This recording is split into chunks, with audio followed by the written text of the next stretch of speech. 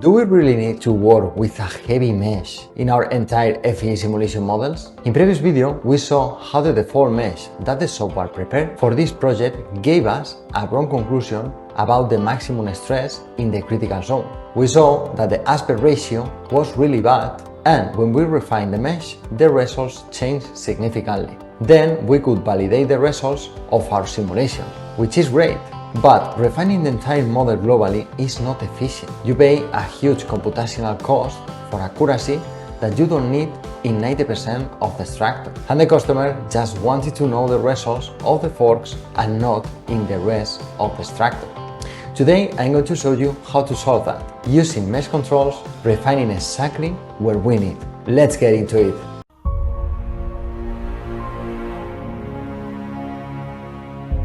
Hi, Carlos here, and for those of you who don't know me yet, I've been more than 12 years validating real engineering FEA projects across different industries. So I created a validation method to train FEA the way industry actually demands. You will find all the details in the description below. Now let's continue reviewing concepts of that methodology.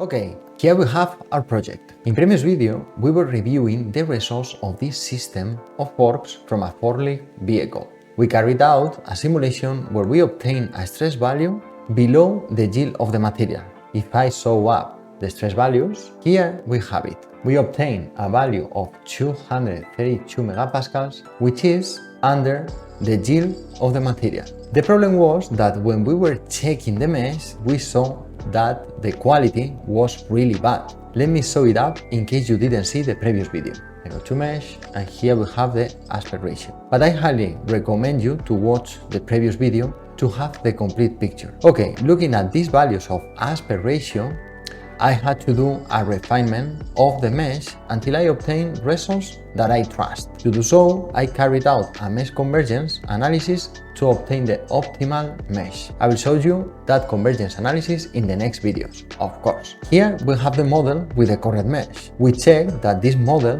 with a correct mesh was showing a maximum stress value of around 300 megapascals, which is slightly overlapping the yield of the material. So the conclusion was that for this geometry of forks, this component cannot be optimized, at least in the critical region. Good, we could conclude that analysis with results that we trust. Now, the customer wanted to investigate how we can improve the performance of this component. Basically, he is asking for a development process, which is one of the normal services that we do in FEA. And to do so, we need to do several iterations of the design to obtain the best solution. The problem is that after refinement of the mesh, we trust the result, but the computational time increased significantly. So now we need to prepare a model to be more efficient to run the iterations of different designs much faster. As I always say, we need to find a way to increase our efficiency when working with our FEA simulation models. Okay, let's see how we can do that. What is clear is that we need to consider the rest of the structure to analyze the performance of the forks properly. But as we are not going to study in detail that structure, what we can do is to refine only the mesh in the locations where we really need it. Today we are going to review two ways to do that. Well, honestly, I have a third one that I will show you at the end. Okay, what we are going to use is the tool meshing controls. What does this tool allow us to do? As the name is saying, by meshing controls, we are going to be able to define the mesh size in the specific entities where we are interested in, independently of the rest of the mesh. Therefore, I took the model with the default mesh from the beginning, and we are going to refine that mesh. I already prepared it, so I will show you. For this model number one, we are going to refine just the face where the peak appears. If I go to the simulation tree, I drop down the mesh menu, and here we have the mesh control number 2, which is pointing to these little faces in the corner. I had to do the mesh again, so I will show you the mesh. Okay, here we have it. If I zoom in into the area under study, we can see how the elements on the face are much smaller than the rest. We need to say that the transition could be better, so we will go through it. The simulation ran quite fast, since the rest of the mesh is the default and we just modify these little faces. Let's check the stress plot. Okay, here we have them. The maximum value is located at the same zone, which is good. And now the value is quite similar to the model with the entire structure remesh, right? Let's do a quick comparison to remember the values. Okay, so here we have the three simulation results. The first one is the one that is using the default mesh. Then here in the bottom, we have the complete model remesh. And here in this corner, we have the new model with just remeshing the zone and the study. What we can conclude from here? Basically, using a model with a very robust mesh, but using the mesh control in this area, we have been able to catch the peak of the stress that the complete accurate model gave us. Interesting, right?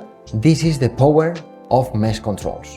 If you like the content of this video, I will really appreciate you a like, and don't forget to subscribe so you don't miss any of the next videos coming. And if you want to learn how to actually apply all of this in real engineering projects using my validation method, you can find all the details in the description below. Let's continue.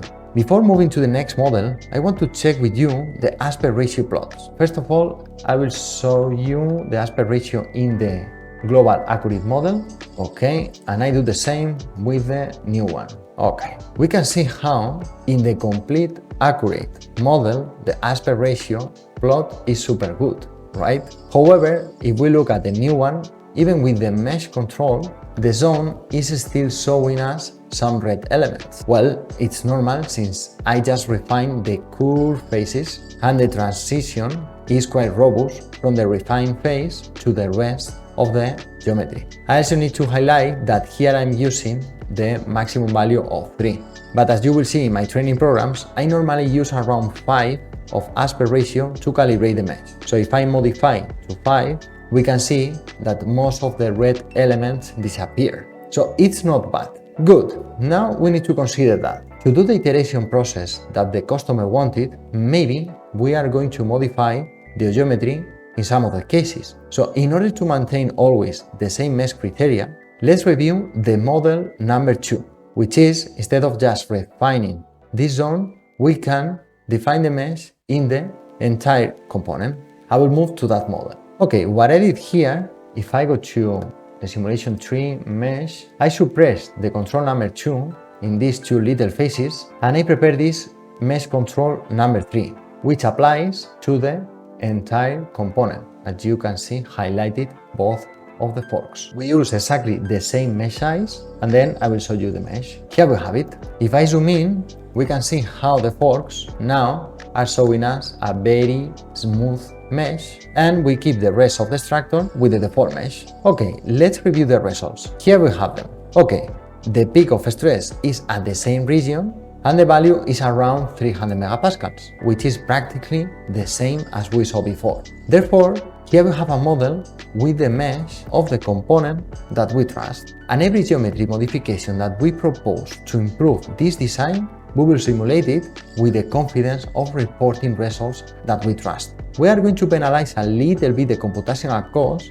but this is much more efficient than having the complete structure with the refined mesh. Good. So now we have 3 models that we can use because we trust in our simulation results. But as you can imagine, I'm always trying to optimize my models to the maximum level. So now I want to show you a hybrid model that I prepared. Okay, what I did here is to create a new configuration of the CAD geometry. The configuration manager is a powerful tool that this software has for us to study a lot of variants of the same design. For that reason, I always teach how to manage with the configurations properly in my training programs. Basically, what I did here is I split the component in the uniform zones here, so the mesh transition will be much smoother than in the first model that we reviewed at the beginning. Let me show you the mesh. Here we can see how the mesh is refined and the transition is happening far away from the area under study.